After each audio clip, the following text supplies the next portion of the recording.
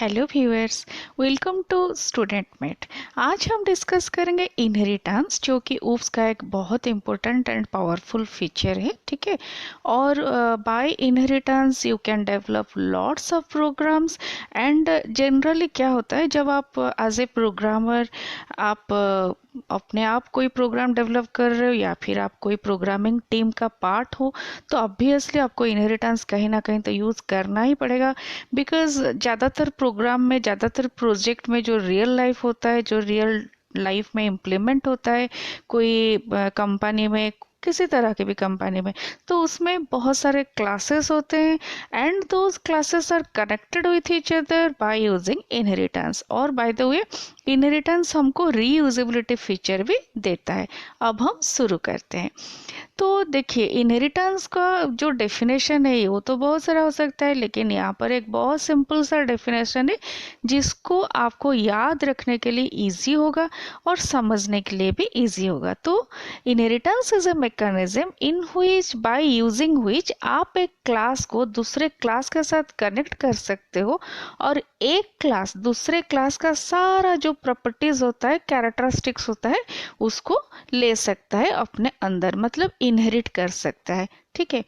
इसका मतलब ये भी बोल सकते हैं कि इनहेरिटेंस के थ्रू एक क्लास दूसरे क्लास का जो भी प्रॉपर्टीज, एक क्लास का प्रॉपर्टी है क्या, उसका डाटा मेंबर होगा और उसका मेथड होगा, राइट। तो बाय यूजिंग इनहेरिटेंस आप उसका डाटा मेंबर एंड मेथड को अपने अंदर ले सकते हो। मतलब यहाँ पर हम रीयूजेबिलिटी फीचर को इम्प्लीमेंट कर रहे हैं। मतलब जैसे कि जब इनहेरिटेंस आप करते हो ना, उसमें बहुत सारा टर्म जुड़ा होता है। तो पहले वो टर्म के बारे में बात कर लेते हैं। इनहेरिटेंस इम्प्लीमेंट करने के लिए मिनिमम आपको 2 क्लास चाहिए। क्यों?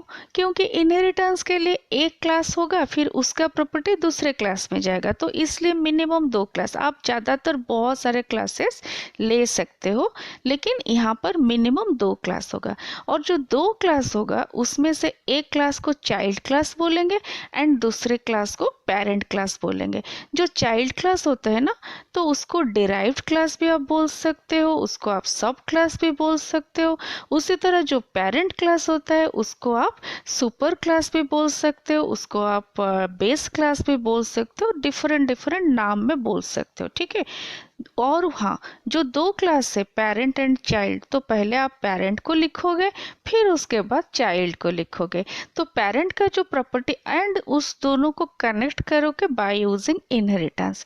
एंड जो पेरेंट का प्रॉपर्टी होता है, जो डाटा मेंबर होता है या फिर मेंबर मेथड होता है, वो सब कुछ वो इनहेरिट कर सकता है। लेकिन उसमें भी कुछ रिस्ट्रिक्शन है, उसमें भी कुछ टर्म्स एंड कंडीशंस है। उसके ऊपर हम एक के बाद एक डिस्कस करेंगे। जब हम कोई चाइल्ड क्लास को पेरेंट क्लास से इनहेरिट कर रहे हैं ना, तो एक उसका सिंटैक्स होता है। ठीक है। आपको तो पता है, आप जब प्रोग्राम करते हो you have to follow lots of syntax, और वो जरूरी भी है। जब से कि हम बात करते हैं तो हम कुछ ग्रामेटिकल रूल्स फॉलो करते हैं, या फिर अगर आप कुछ लिख रहे हो तभी भी आप कुछ रूल्स फॉलो करते हो, तो आप प्रोग्राम में भी रूल फॉलो करना पड़ेगा। ओके। तो इनहेरिटेंस का सिंटैक्स के लिए पहले तो आपके पास 2 क्लास होना चाहिए और उसके साथ एक एक्सटेंड्स कीवर्ड यूज करोगे। ठीक है। तो अभी उसका एक एग्जाम्पल देख लेते हैं सो दैट आपको समझ आ जाएगा। देखिए, यहाँ पर एग्जाम्पल में 2 classes I have used. One is class ABC and another one is class XYZ.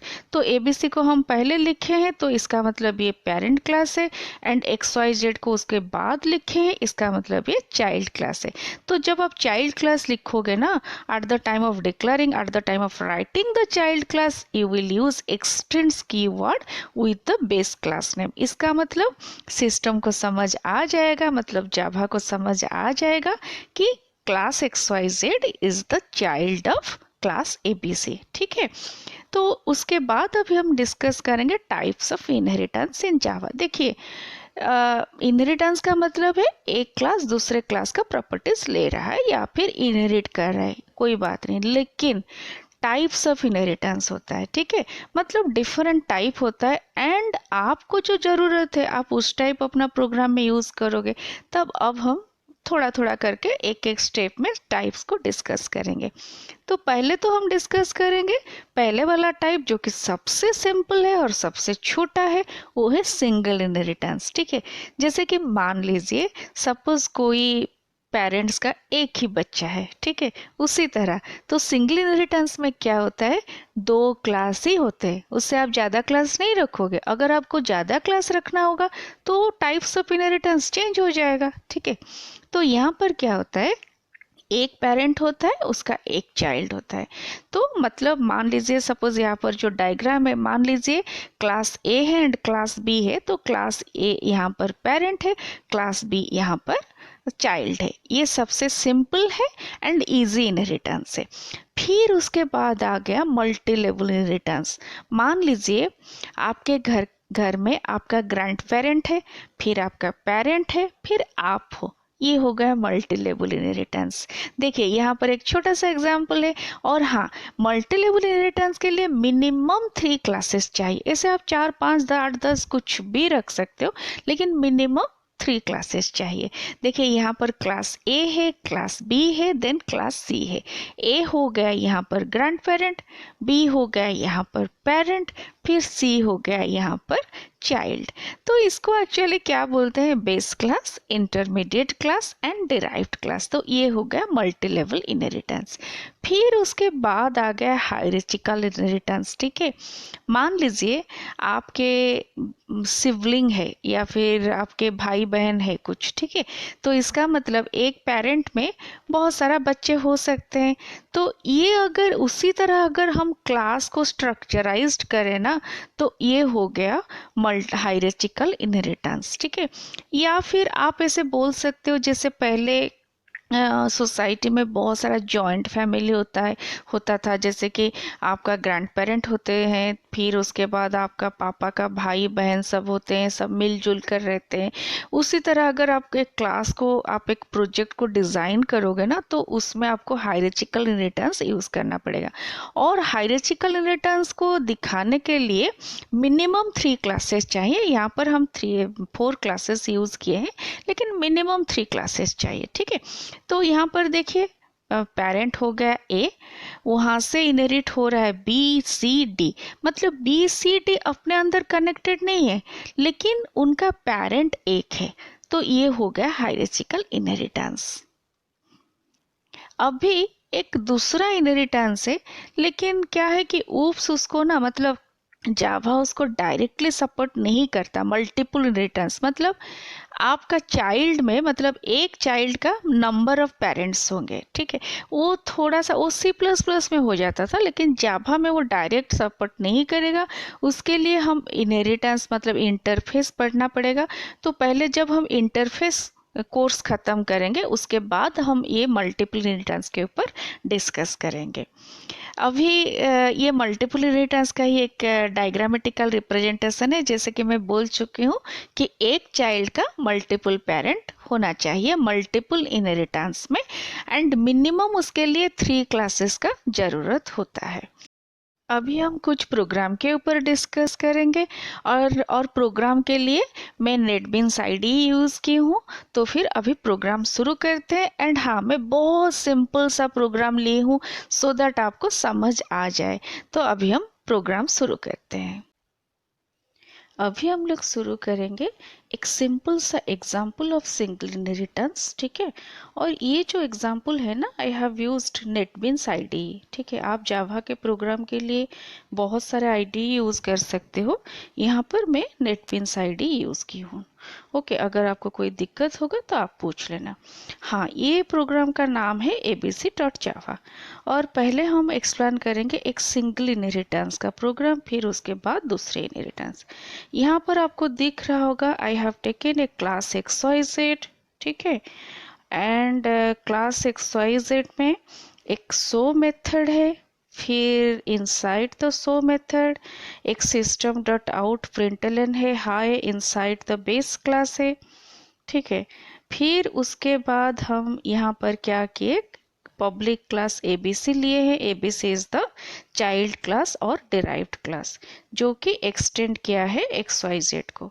फिर इनसाइड द एबीसी हम यूज किए हैं वॉइड डिस्प्ले, जिसमें है high in the soft class, ठीक है। And inside the main method ABC का OBJ object लिए हैं, फिर OBJ dot show and OBJ dot display. Okay, मतलब पहले पेरेंट का मेथड कॉल कर रहे हैं, फिर उसके बाद चाइल्ड का मेथड कॉल करेंगे। और जब इसको हम एग्जीक्यूट करेंगे ना, तो पहले ऑब्वियसली जैसे कि पेरेंट का मेथड कॉल हुआ है तो उसका आउटपुट आएगा, फिर उसके बाद चाइल्ड का आउटपुट आ जाएगा। आप उसको अपने हिसाब से चेंज भी कर सकते हो, ऐसा नहीं है कि आप पहले ही हमेशा पेरेंट का मेथड आएगा फिर उसके बाद चाइल्ड का, ऐसा नहीं है। आप कुछ भी कर सकते हो अपने हिसाब से। अभी देखिए आउटपुट आ गया, पहले पेरेंट का एग्जीक्यूट हुआ है मेथड, फिर उसके बाद चाइल्ड का मेथड एग्जीक्यूट हुआ है। तो ये तो हो गया सिंगल इनहेरिटेंस, जिसमें दो क्लास हम यूज किए हैं, एक पेरेंट क्लास और सुपर क्लास बोल सकते हो, एंड अनदर वन इज सब क्लास और चाइल्ड क्लास। अभी हम मल्टी लेबल करेंगे। एक्चुअली सारा प्रोग्राम में एक ही प्रोग्राम में सेव की हूँ डिफरेंट डिफरेंट ब्लॉक में, सो दैट इजी होगा। आपका ज़्यादा टाइम मैं बर्बाद नहीं करना चाहती, और मैं चाहती हूँ कि जल्दी हो जाए और आपको जल्दी समझ आ जाए। एंड हाँ, यहाँ पर बहुत सिंपल सा क्लास नेम यूज़ की हूँ, बहुत सिंपल प्रोग्राम की हूँ, क्योंकि मैं ये चाहती हूँ कि आपका बेसिक क्लियर हो। तो अब हम मल्टी लेवल का शुरुआत करते हैं। मल्टी लेवल में मिनिमम 3 होना चाहिए, ठीक है। एक पेरेंट होगा, ग्रैंड पेरेंट होगा, फिर पेरेंट होगा, फिर चाइल्ड होगा, ठीक है। फिर या फिर आप उसको ग्रैंडसन भी बोल सकते हो। यहाँ पर क्लास XYZ जो है, यहाँ पर ये यूज़ किया है ग्रैंड पेरेंट। फिर क्लास ट्रिपल एस इसको एक्सटेंड कर रहा है, मतलब इनहेरिट कर रहा है, ये हो गया पेरेंट। फिर उसके बाद एबीसी इनहेरिट कर रहा है ट्रिपल एस को, तो ये हो गया ग्रैंडसन XYZ का या फिर सन ट्रिपल एस का, ठीक है।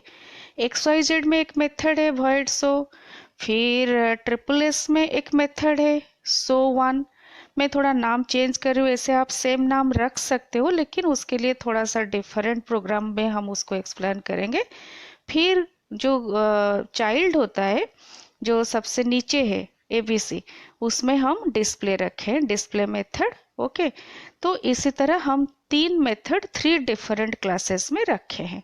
And inside the main method हम क्या किए, एबीसी का ऑब्जेक्ट ले लिए, और जो कि ओबीजे है, ओबीजे डॉट शो, तो फिर ग्रैंड पेरेंट का कॉल करेगा, ओबीजे डॉट शो वन जो कि पेरेंट का कॉल करेगा, और ओबीजे डॉट डिस्प्ले जो कि चाइल्ड का कॉल करेगा। तो अभी देखिए आउटपुट आ गया, पहले ग्रैंड पेरेंट का कॉल हुआ है, फिर उसके बाद पेरेंट का कॉल हुआ है, फिर उसके बाद चाइल्ड का कॉल हुआ है। मतलब पहले XYZ क्लास, फिर उसके बाद ट्रिपल एस क्लास, फिर उसके बाद एबीसी क्लास। तो इसी तरह 3 डिफरेंट क्लास का मेथड कॉल हो रहा है। अभी हम हायरार्चिकल के एक प्रोग्राम करेंगे, और वो प्रोग्राम में भी यही पर है। तो इसको पहले हम कमेंट लाइन कर लेते हैं, फिर उसके बाद वो वाला प्रोग्राम में आपको क्लियर कर दूंगी। वो वाला प्रोग्राम में क्या होता है, एक हायरार्चिकल ऑर्डर में हमको क्लास को मैनेज करना होता है या फिर प्लेस करना होता है। Generally that is applicable in the real life application. कोई कंपनी में, कोई भी आप बैंक का मैनेजमेंट सिस्टम ले लो, सब में ऐसा यूज होता है। तो यहाँ पर देखिए क्लास XYZ है, मेन क्लास है जो पेरेंट है, उसमें से ट्रिपल एस क्लास एक्सटेंड हुआ है, मतलब वो उसका एक चाइल्ड है। फिर एबीसी भी एक्सटेंड हुआ है XYZ में, XYZ से, इसका मतलब एबीसी का भी पेरेंट हो गया XYZ। इसका मतलब यहाँ पर हम ये बोल सकते हैं कि ट्रिपल एस क्लास और एबीसी क्लास जो है ना, दो भाई बहन के जैसा है, जो सिबलिंग है, जैसे आपके कजन होते हैं, उसी तरह ये दो क्लास है सेम पेरेंट का, ठीक है, सिबलिंग है। फिर इनसाइड द मेन मेथड हम क्या किए, एबीसी का एक ऑब्जेक्ट लिए हैं, मतलब चाइल्ड का, और फिर ट्रिपल एस का एक ऑब्जेक्ट लिए हैं। तो जब एबीसी का ऑब्जेक्ट लिए हैं, तो फिर उसका पेरेंट का ऑब्जेक्ट मेथड कॉल होगा एंड अपना मेथड कॉल होगा। जैसे ट्रिपल एस का ऑब्जेक्ट लिए हैं, तो पेरेंट का मेथड कॉल होगा और अपना मेथड कॉल होगा। देखिए अभी हम उसको एग्जीक्यूट कर चुके हैं और आउटपुट आ गया। पहले एबीसी का आउटपुट आया है, फिर दूसरा ट्रिपल एस का आउटपुट आया है। उम्मीद करती हूँ ये आपको समझ आ गया होगा। फिर भी अगर कहीं पर भी कुछ डाउट होगा ना तो फिर आप हमको कमेंट बॉक्स में लिख सकते हो। ये मैं इस इतना सिंपल एग्जाम्पल इसीलिए बार बार दे रही हूँ क्योंकि आपको पहले कंसेप्ट क्लियर हो जाए, क्योंकि एक्चुअली इनहेरिटेंस के लेकर तो हम एम्प्लॉय के ऊपर, स्टूडेंट के ऊपर, मेडिकल के ऊपर, सबके ऊपर प्रोग्राम कर सकते हैं और करेंगे भी। I hope you have answered the video. आपको इनहेरिटेंस का बेसिक समझ में आ गया होगा, और फिर भी अगर कोई डाउट होगा तो आप हमको लिख सकते हो कमेंट में। और हाँ, उसका नोट्स अवेलेबल है जिसका डिस्क्रिप्शन बॉक्स में लिंक है, आप वहाँ से डाउनलोड कर सकते हो। और आपको कहीं पर भी कुछ डाउट्स है, जैसे कि इनहेरिटेंस का कॉन्सेप्ट है, कॉन्सेप्ट में, या फिर नेटबिन्स आईडी आपको कैसे यूज़ करना है, सपोज आप बिगनर हो, आपको पता नहीं, कोई बात नहीं, आप हमको लिख सकते हो और उसके ऊपर भी हमें क्लास ले सकते हैं। Thank you so much for watching. Have a great time.